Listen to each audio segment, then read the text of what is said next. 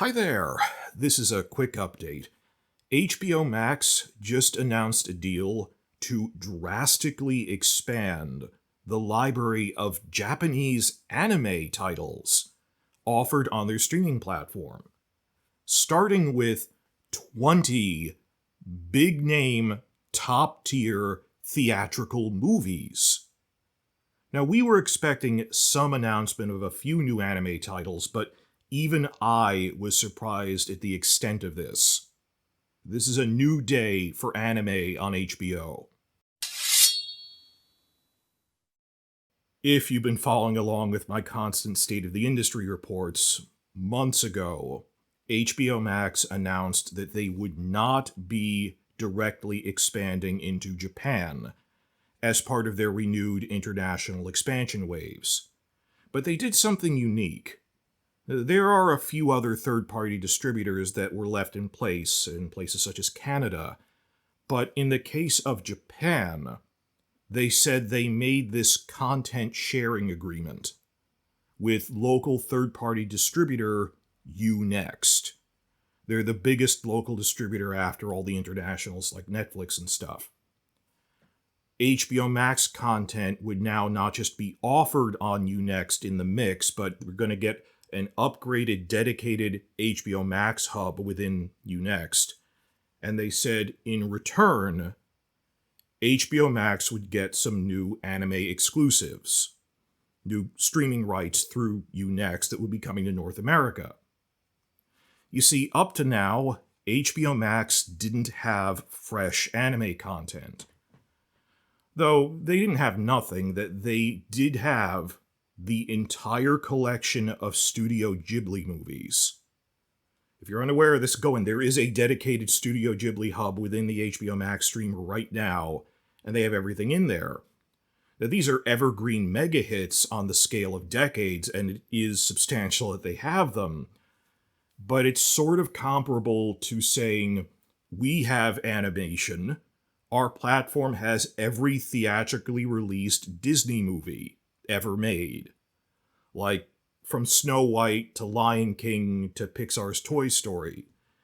And while those are significant and would draw in a lot of attention and money, the entire medium of animation is so much more than just Disney children's movies. And that's just movies, not even TV series for kids and stuff, or avant-garde sci-fi things. Well, months ago, when they announced this new content sharing deal, they made no mention of what specific titles Unext might even be offering. And I just assumed at the time they'd get like second run rights to a few new anime series or popular series that are already out. Like things Netflix and Crunchyroll already have. Outside chance of like, because they have Cartoon Network or did with Adult Swim, I thought they might get reruns of Attack on Titan or something, but not bleeding edge, newly premiering shows that are coming out this year from the spring and winter season. I didn't think they'd be getting too many big things like that. No, it is well beyond that. Instead of, we're picking up a few reruns to popular classics, they got 20 top-tier movies. Theatrically released major movies that are household names in the Japanese box office, which, even household names here among anime fans, casual anime fans, have heard of these things. Even if you're not that big of the convention circuit, people know what these things are. And well, it's a mix of top 10 grossing anime films of the past decade and a couple of classic films from major directors, such as The Works of Satoshi Kon, Perfect Blue and Millennium Actress, and even some works of Mamoru Oshii, the guy who made Ghost in the Shell, that they got the rights to. I know it sounds, it's a 30-minute short film. This is the short film. That they got the streaming rights to his classic avant-garde short film, Angel's Egg. And there's minimal dialogue in it. It's a sci-fi thing. It's very symbolic, but if you're not in anime circles, Angel's Egg was infamously never given an official release in North America. That back in the era of bootleg fan-subbed VHS tapes, this was the bootleg fan sub VHS that was passed around as not just hentai, but actual art, that here's this really good sci-fi thing. It's from the guy that made Ghost in the Shell, which was also the other big fan sub thing. This was one of those infamous keep circulating the tapes because it didn't have an official release. And it's not as if you couldn't find it easily. It's 30 minutes, it's obviously uploaded everywhere, but it's still, wow, it's nice and pristine. Because people always go to me, why are you making stuff about HBO Max? You could just download this stuff or get a VPN. Well, yeah, I could, but for the health of the platform as a whole, it's nice they have all these things that people would want to watch. Helps spread it around. So that's just the achievement. Oh, that infamous, famous sci-fi short that has never been officially released. They got this. It's amazing. But that's just for evergreen classics. Well, evergreen from the 90s, Satoshi Kon and stuff. More recently, they got a lot of top 10 box office hits in Japan from the past decade.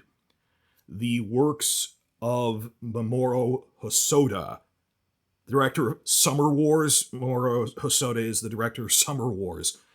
I actually saw Summer Wars in a theater when it came out, that it was given a limited theatrical run in New York City, so I went and saw it with friends, and just, wow, but we always know him as the Digimon guy, infamously that the Digimon movie that copied the ending to Summer Wars, but he's like, well, I made that movie, so I'm just reusing my own work, and it's a good... Summer Wars is a great movie for just someone who's new to anime of what it can do, but still dealing with cyberspace stuff. And other things he's done. The Girl Who Leapt Through Time. Wolf Children. These are major movies. And also from director Makoto Shinkai, The Place Promised in Our Early Days. And most of all, best for last, his film Your Name. If you haven't heard of that, you haven't heard of anime, because Your Name was a mega hit, which came out in Japan in 2016. It was number one at the box office for the year. It broke all sorts of records, international hit. This is as big as it gets in terms of big name movies they're getting. And it's not just a one-shot thing if we got this burst of 20 movies and that's it. It's part of an entirely new strategy going forward on a scale of years. This is a new era for HBO Max, actually getting its foot in the door and being a competitor with anime. They explain that their new strategy is to expand into offering anime by focusing on quality over quantity. Basically to be the Criterion Collection for anime on streaming platforms. Well, I gotta back up again. If you're new to this, basically in the past few years, Sony bought out most of the international streaming rights for everything. Sony bought the big streamer Crunchyroll you might have heard of. Recently they got bought out by Sony. And then they bought the biggest remaining North American anime dubber and DVD producer, Funimation. After the big North American anime crash of 2008, Funimation just became the 800-pound gorilla in the room. I mean, Sentai Filmworks is kind of there, the other ones are kind of there, but overall, that's just picking up what Funimation wouldn't get. Funimation are the guys that they dubbed Attack on Titan, a little show called, they're the house that Goku built with Dragon Ball, but they did all sorts of other really big shows. And increasingly, the past decade dominated everything, and they had their own streaming platform on their website. Sony bought Funimation also, and then merged it, folded it into Crunchyroll. I don't think it still exists in terms of the staff. It's just they said, we're merging them together. The resulting company is called Crunchyroll.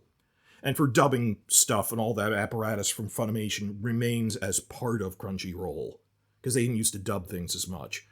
So now Crunchyroll has a near monopoly on everything because they bought out the streamer, the dubber DVD producer. Near monopoly on everything. Again, Netflix has enough money that they can pay to, like children's shows. And children's shows do make up most of the volume that is on streamers. Like Netflix has Pokemon. Other big series like that, which is important in terms of, getting people into it. It's because... I like niche sci-fi thing. Like, not as many people watch the Ghost in the Shell second gig TV series, even though it's a real classic from Adult Swim or other stuff. But, Netflix can get pick on a few things. The rest is Crunchyroll, but that Crunchyroll is always going to get the big first pick things like, what are the big ones this year? Frieren Beyond Journey's End, Apothecary Diaries, I've heard is really good. But the exception is that Crunchyroll doesn't focus quite so much on really big, theatrically released movies. They're expensive. They focus on episodic television.